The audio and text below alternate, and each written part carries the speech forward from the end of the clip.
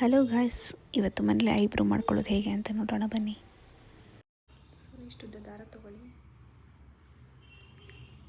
ಕೊನೆಯಲ್ಲಿ ಒಂದು ನಾಟ್ ಹಾಕ್ಕೊಳ್ಳಿ.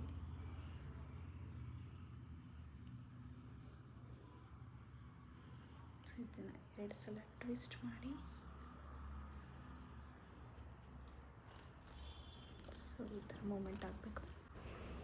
ಸೊ ಮುಂಚೆನೇ ಹೇಳೋದು ಮರ್ತೋಗಿದ್ದೆ, ನೀವು ಫಸ್ಟ್ ಟೈಮ್ ಯಾರು ಬಿಗಿನರ್ಸ್ ಆಗಿದ್ದರೆ ಥ್ರೆಡ್ಡಿಂಗ್ನ ಫಸ್ಟು ನಿಮ್ಮ ಲೆಗ್ಸ್ ಮೇಲೆ ಅಥವಾ ನಿಮ್ಮ ಮನೇಲಿ ಯಾರಾದರೂ ಅಕ್ಕ ತಂಗಿ ಅಮ್ಮ ಯಾರಾದರೂ ಇದ್ದರೆ ಅವ್ರ ಲೆಗ್ಸ್ ಅಥವಾ ಹ್ಯಾಂಡ್ಸಲ್ಲಿ ಇರೋ ಹೇರ್ಸ್ನ ತೆಗೆದು ಪ್ರಾಕ್ಟೀಸ್ ಮಾಡ್ಕೊಳ್ಳಿ.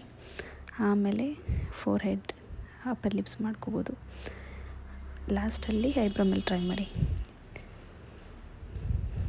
ಸೊ ಇವಾಗ ನೋಡ್ತಿರೋ ಥರ ಫಸ್ಟ್ ನಾನು ಎಕ್ಸ್ಟ್ರಾಸ್ ಅಷ್ಟೇ ತಕ್ಕೋತಿದ್ದೀನಿ. ಎಕ್ಸ್ಟ್ರಾಸ್ ಎಲ್ಲ ರಿಮೂವ್ ಮಾಡಿದ ಮೇಲೆ ಐಬ್ರೋನ ಶೇಪ್ ಕೊಟ್ಕೊಳ್ಳೋಣ. ಆಮೇಲೆ ಒಂದೊಂದಾಗಿ ಹುಷಾರಾಗಿ ತಗೋಬೇಕು, ಯಾಕಂದರೆ ಐಬ್ರೋ ಸ್ಕಿನ್ ತುಂಬ ಸೆನ್ಸಿಟಿವ್ ಇರೋದ್ರಿಂದ ಸಿಕ್ಕಾಕೊಳ್ಳೋ ಚಾನ್ಸಸ್ ತುಂಬ ಇರುತ್ತೆ. ಆಮೇಲೆ ಗಾಯ ಆಗಿ ಮಾರ್ಕ್ ಕೂಡ ಆಗುತ್ತೆ. So be careful.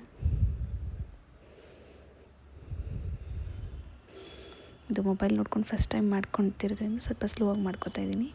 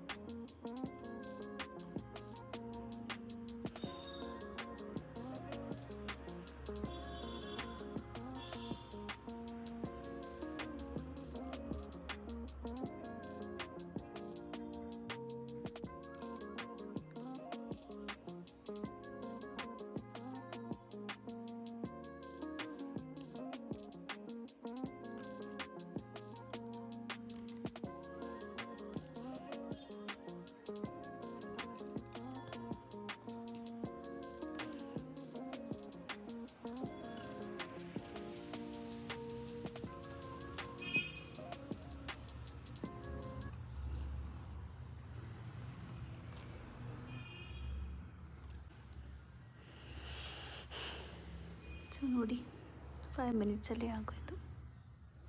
ಸೊ ಇದನ್ನು ಮಾಡಿಲ್ಲ, ಇದೊಂದು ಮಾಡ್ಕೊಂಡಿದ್ದೀನಿ ಅಷ್ಟೇ. So for beginners first eyebrow try ಮಾಡೋಕ್ಕೆ ಹೋಗ್ಬೇಡಿ.